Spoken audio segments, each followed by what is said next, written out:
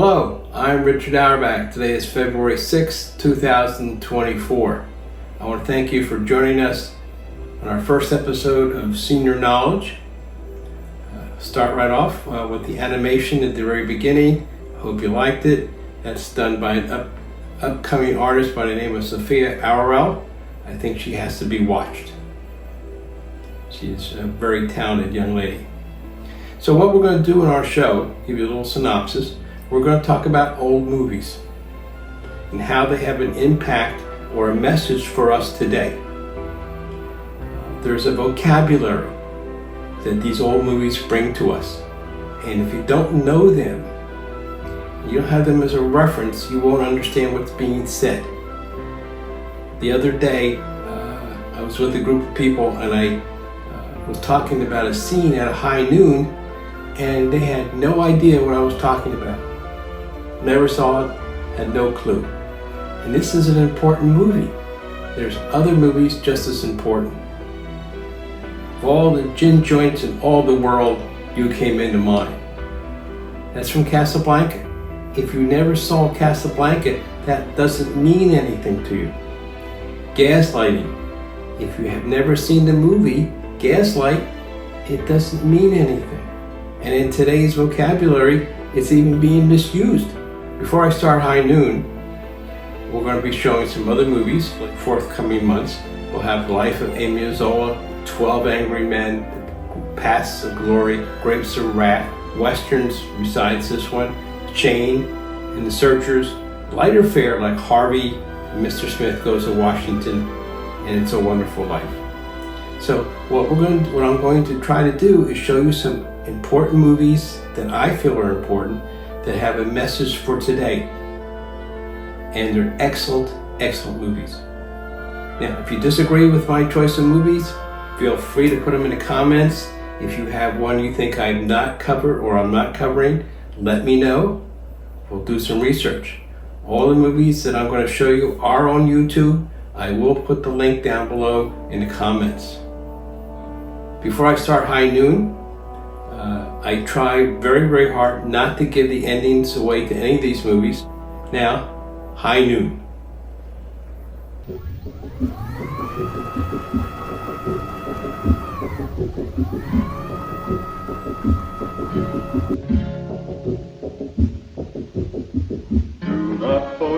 Well, this is what I'm going to be doing throughout the movie, is popping in and out, telling you little stories of what's happening here or how it relates to today. I am putting the music on for High Noon so you can hear it. It was called the High Noon Ballad, or more famously, Do Not Forsake Me, sung by Tex Ritter, who was a singing cowboy in the 30s and early 40s. And a little trivia here, a lot of cowboys started out as singing cowboys, including John Wayne, who did not do very well as a singing cowboy. I understand he went on to a illustrious career. So enjoy the music, a little bit here of Do Not Forsake Me. Coward in my grave. Oh, to be on Quick's love and duty, supposing I lose my fair view. We'll talk about some of the cast members now. We have top of the list Thomas Mitchell, who was a very famous actor in his own right, and we'll see him later in our series in It's a Wonderful Life. Further down we have Lloyd Bridges, who went on to TV into a series called Sea Hunt, which he did for years. And then his two sons are still in the business today. A little bit further down we have Grace Kelly, who was a Philadelphia girl, and this was her second movie, and she caught the eye of the Prince of Monaco. A little further down we have Lon Chaney, who in his silent movie days was a star in his own right, and a movie about his life called A Man of a Thousand Faces, starring James Cagney. And a little bit further down below Lon Chaney we have Henry Morgan, who you may remember from MASH as Colonel Potter.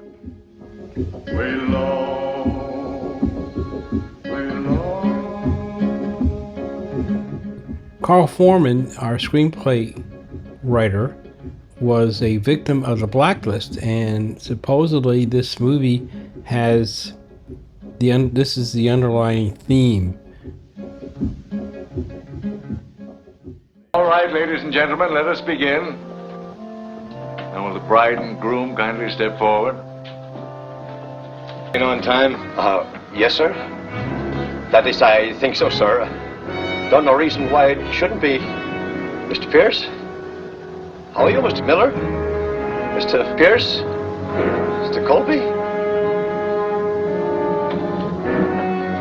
From this day forward until death do you part? I do. Do you, Amy, take Will to be your lawful wedded husband, to have and to hold from this day forward until death do you part? I do. One day is the privacy of his wedding day. Well, one more ceremony and Will's a free man. More or less. Well, Marshal, turn in your badge. Tell you the truth, I kind of hate to do this without your new marshal being here. We're running a store. I can't picture you doing that, Will. I can. So can I. And a good thing, too. Thank you. If you replace in your mind every place you hear Frank Miller, you replace it with Donald Trump. It all fits. They pardoned Frank Miller. What is it, Will?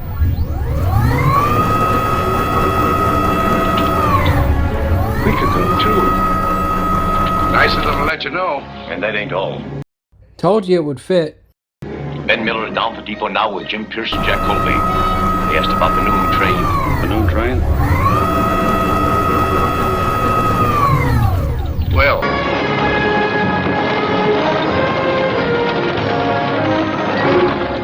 Why are you stopping? It's no good. I've got to go back, Amy. Why? This is crazy. I haven't even got any guns. Then let's go on. Hurry. No. This is the spot where Carl Foreman, the screenplay writer, gets his point across. If one person stands up to evil... That's what I've been thinking. They're making me run. I've never run from anybody before. Well, I don't understand any of this. Well, I haven't got time to tell you. Then don't go back, Will. I've got to. That's the whole thing. Well, I'm begging you. Please, let's go. I can't. Don't try to be a hero. You don't have to be a hero. Not for me. We just have to do what's right. We have to show that the mega American is still an American. They just lost sight of what's right. I'm not trying to be a hero. If you think I like this, you're crazy. Won't be here when it's over. You're asking me to wait an hour to find out if I'm going to be a wife or a widow. I just think this is a great line right here. I don't want to be a widow on the day I became a wife. Great line. I say it's too long to wait. I won't do it. Amy. I mean it. If you won't go with me now, I'll be on that train when it leaves here. I've got to stay.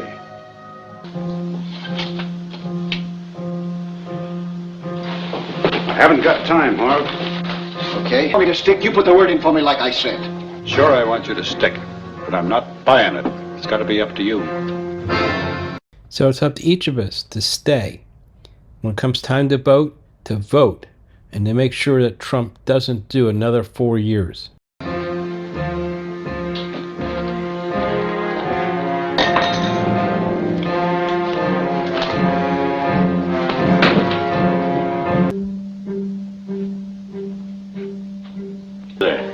How many men you got lined up? None yet. You want me to help you? You want me to ask Frank to let you go? You want me to beg for you? Well, I would not do it. I would not lift a finger for you. You don't like my husband, do you? No. Why? Lots of reasons. One thing, this place was always busy when Frank Miller was around. I'm not the only one. See, I told you it works. There's plenty people around here think he's got a comeuppance coming. You asked me, ma'am, so I'm telling you.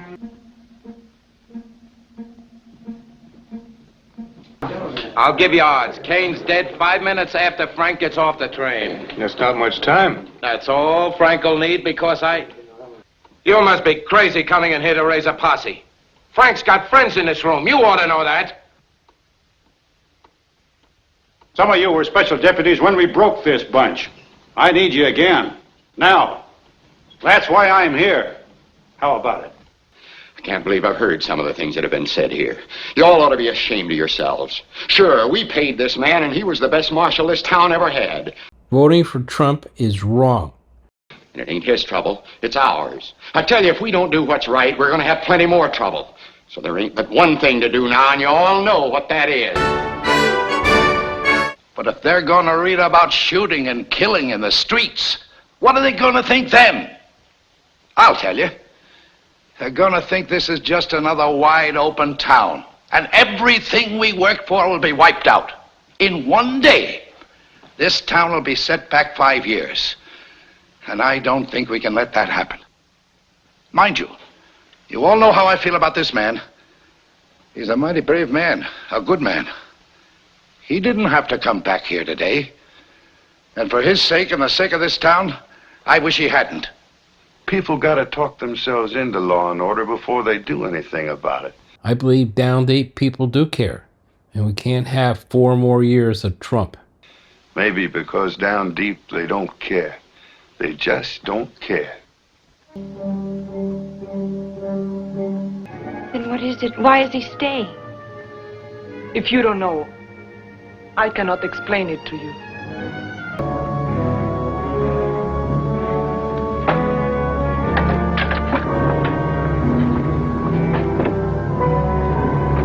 There aren't any other boys, Herb. It's just you and me. You're joking. No, I couldn't get anybody. I don't believe it. This town ain't that low. I couldn't get anybody. And it's just you and me. I guess so. You and me against Miller and all the rest of them. That's right. Do you want out, Herb?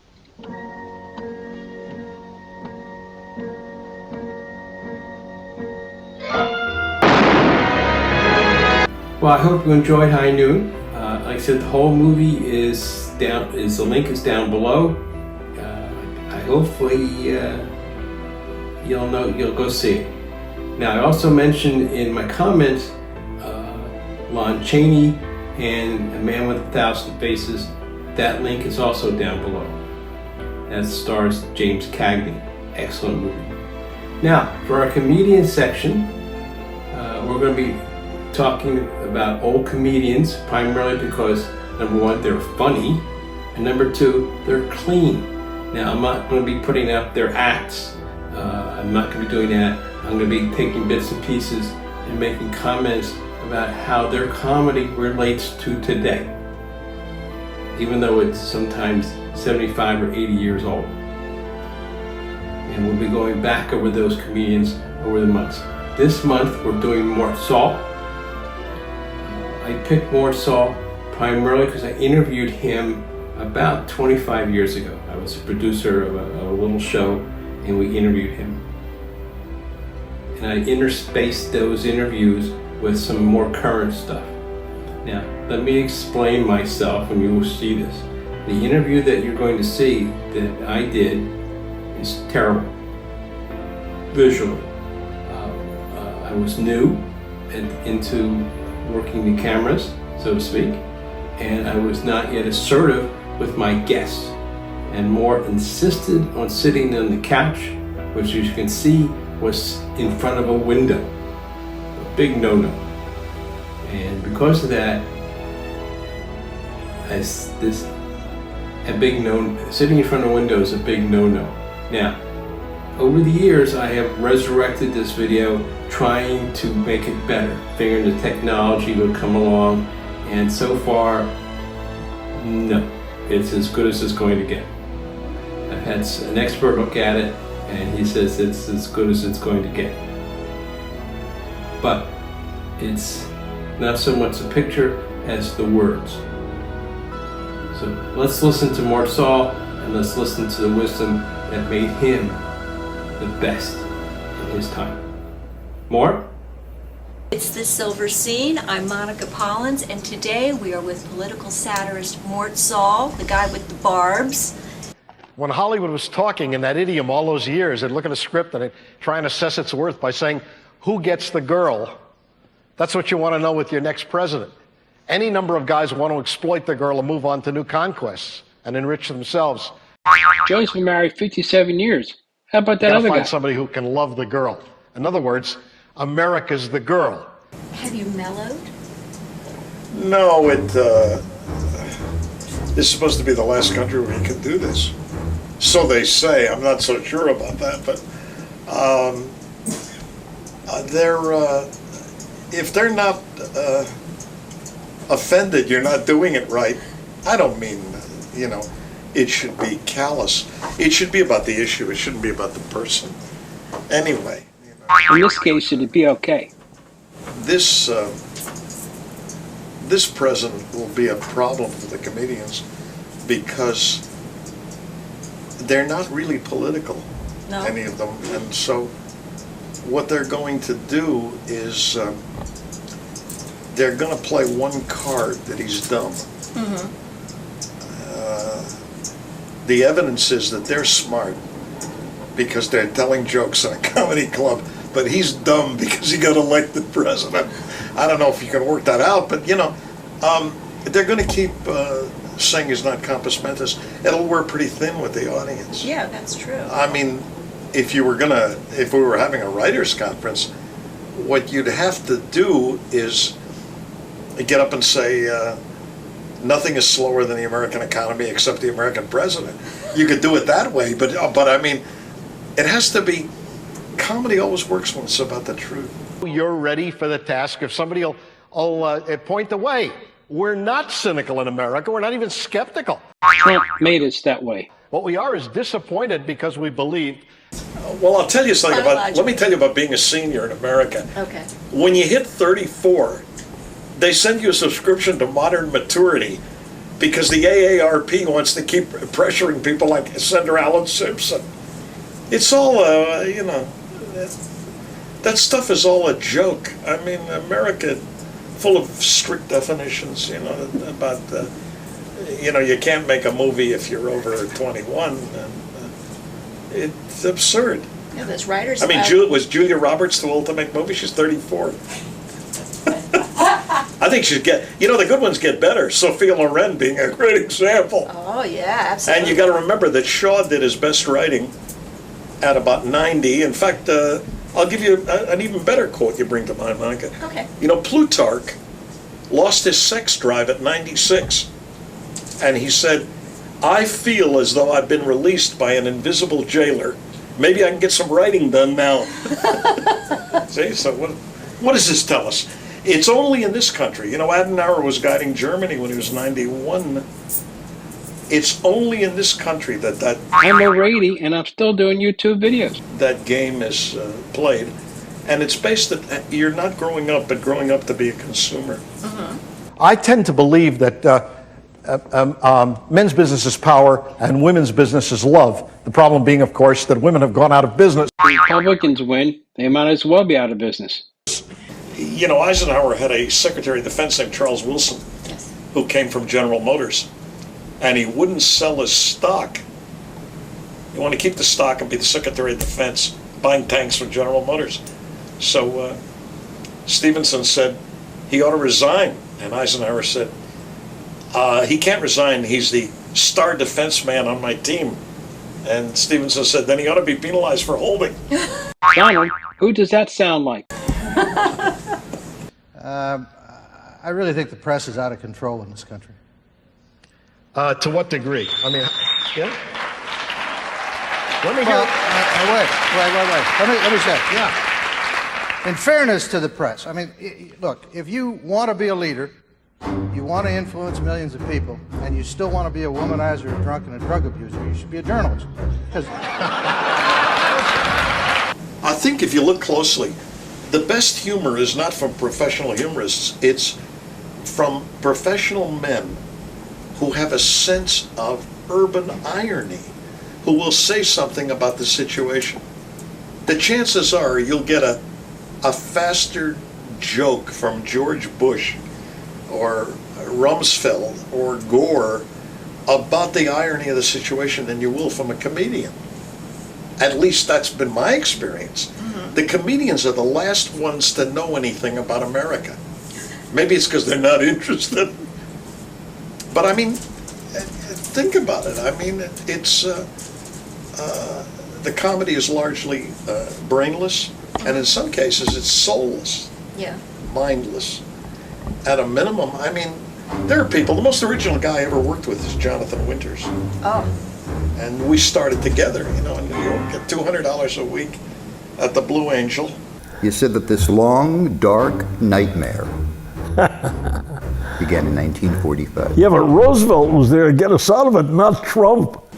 Well, here's one of the big thought-provoking questions from my producer, I gotta tell you. Do you ever foresee another era like the McCarthyism in America? Oh, sure. You do? Yeah, absolutely.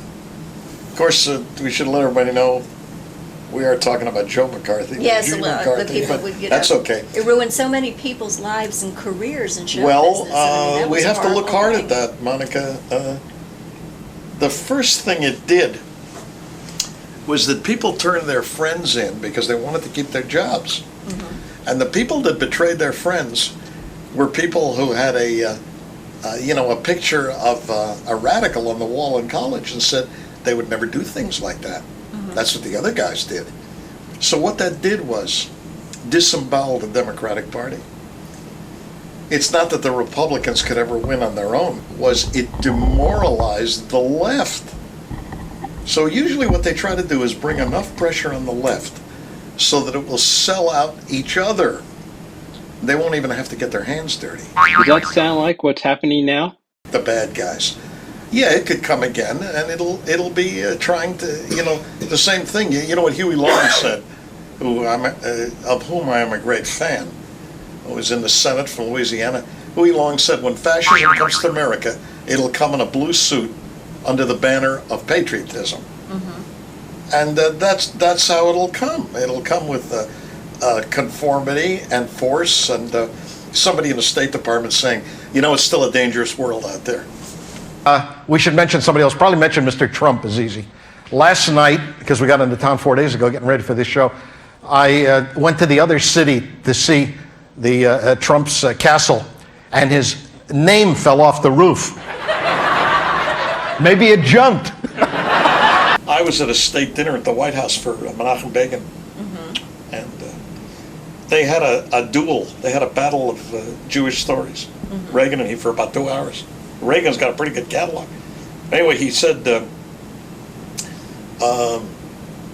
he goes to Israel and Begin brings Begin comes into his office. He sees 3 phones, and he says the red phone is the hotline to the Russians, and the white phone is his regular executive phone, and the blue phone is a line directly to God. So Begin says, could I use that? So he says, yeah. So Begin talks to God. He said, what an experience. And Reagan says, I'm sorry, Menachem, but I have to charge you $23 for that. Because federal budget's people's money. He says, worth it. He gives him $23. So then Reagan goes to Israel, and he goes into Begin's office, and he's got 3 phones there. He says, I was inspired by you, President Reagan, so I installed a direct line to God. So Reagan says, may I? He says, by all means. So Reagan talks to God, and when he finishes, he says, what do I owe you? And Menachem Begin says, a nickel, because here it's a local call. See, that's what's missing, are those stories. Reagan was full of goodwill. Uh-huh.